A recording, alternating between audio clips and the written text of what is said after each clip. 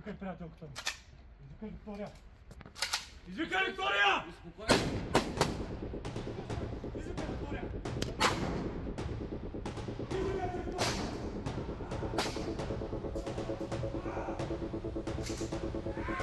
Антитерористи нахлуха в Шуменския университет. Мъж с огнестрелно оръжие простреля охранител и студенти, докато търси невярната си приятелка. Въоръжен мъж нахлу по време на лекции в Шуменския университет. Произвежда серия от изстрели и се опитва да открие приятелката си.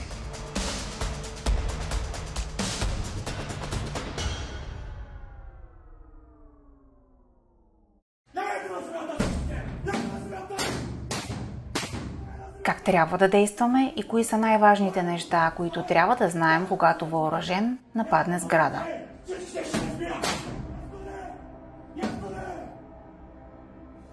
Никой не е подготвен за такова събитие. Такива нападения и атаки се случват най-често без предупреждения. При подобна ситуация трябва да се намери разумния начин да защитим нашия и живота на хората около нас. Има сигнал за маскирано лице, облечено с тъмно яки и дънки. Влязло в сградата на корпус 3 и открило стрелба. Портиера е пострадал, не може да се каже какво му е състоянието. Намира се до входа портиера. Не се знае колко хора има в сградата. Въпреки че не може да се предвиди такова събитие, е добре да сме подготвени доколкото е възможно. Решаващо значение за развитието и изхода от кризата винаги има поведението на служебно отговорните лица на едно местопроизшествие. Първоначалната реакция на преподавателите в учебните заведения, охранители и персонала при нападение от въоръжен е важна, тъй като ще даде отражение върху поведението на намиращите се в сградата ученици или студенти. Важно е присъстващите да са спокойни, ръководителите да им обяснят, че независимо от ситуацията, помощ ще пристигне съвсем скоро и всичко ще завърши добре. До идване на полицейските служители минава известно време, в което указания за действията на присъстващите трябва да получат от самите тях. Стрелецът е на третия етаж, в долното на коридора, взела няколко човека заложници, не знаем точно колко. Запазете самообладание и не изпадайте в паника. При възможност открийте скришно място. Ако няма такава възможност, намерете стая, в която да се барикадирате. Съберете се колкото може повече хора на едно място. При възможност я заключете. Всичко, което ви е под ръка, го поставете пред вратата, така, че да я барикадирате. При първа възможност, когато се укриете, се обадете на телефон 112. Дайте цялата информация, с която разполагате. Съобщете откъде се обаждате. Ако сте видели нападателя, опишете с какво е облечен, какво оръжие носи, къде сте го забелязали за последно, има ли ранени и къде се намират. Не предприемайте самостоятелни действия.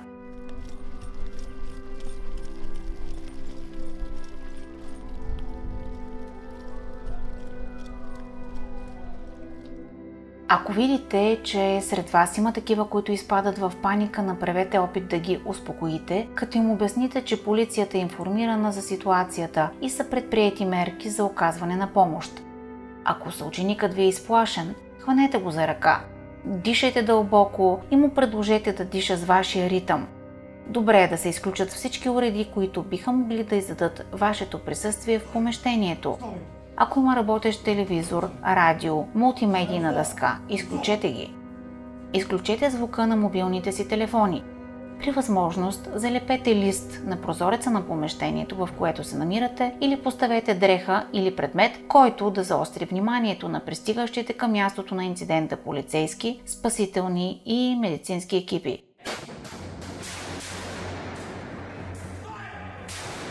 По никакъв начин и повод не трябва да се излиза в коридора, както и да се правят опити да се осъществи контакт с нападателя и да бъде убеждаван да спре действията си. Това може да бъде фатално.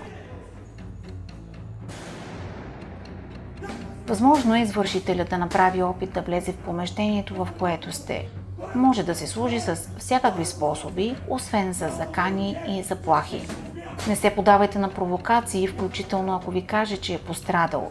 Искайки помощ от вас, неговата цел е да използва вашето състояние на притеснение и състрадание и да влезе при вас. Не му се доверявайте. Важна е безопасността на всички, които са в стаята. Когато на място пристигнат полицейски екипи и започнат работа по установяване на стрелеца, е твърде вероятно да не се насочат веднага към вас. Помощ ще ви бъде оказана веднага, когато стрелецът бъде установен и обезопасен.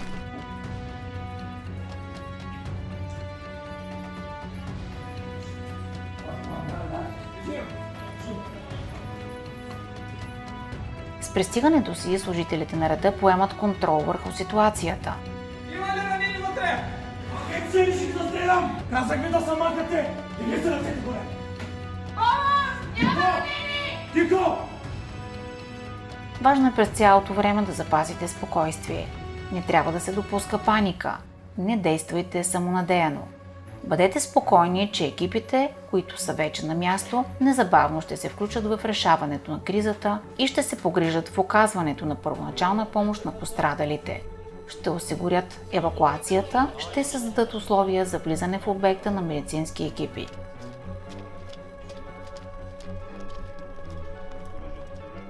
Кризата се решава тогава, когато се минимализират възможностите на нападателя да рани или да погуби някой. Бавно! Напред! Главата надолу! До стената близо! Погледа надолу! Ръците надолу! Главата надолу!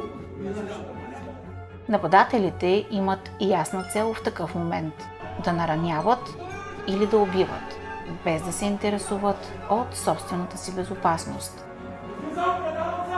Остави ръцете на земята, тики ръцете високо, да ти виждам! Да ти виждам ръцете първо! Пускай заложниците! Крачка вдясно! Застай на колене! Не мърдай! Това поставени белезници! Не стреляй! Обикновено тези инциденти възникват спонтанно и неочаквано за присъстващите на местопроизшествието.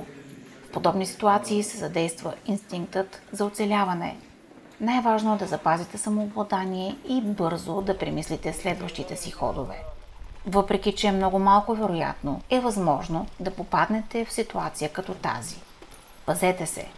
Не се излагайте на риск и спасете вашия и живота на хората около вас.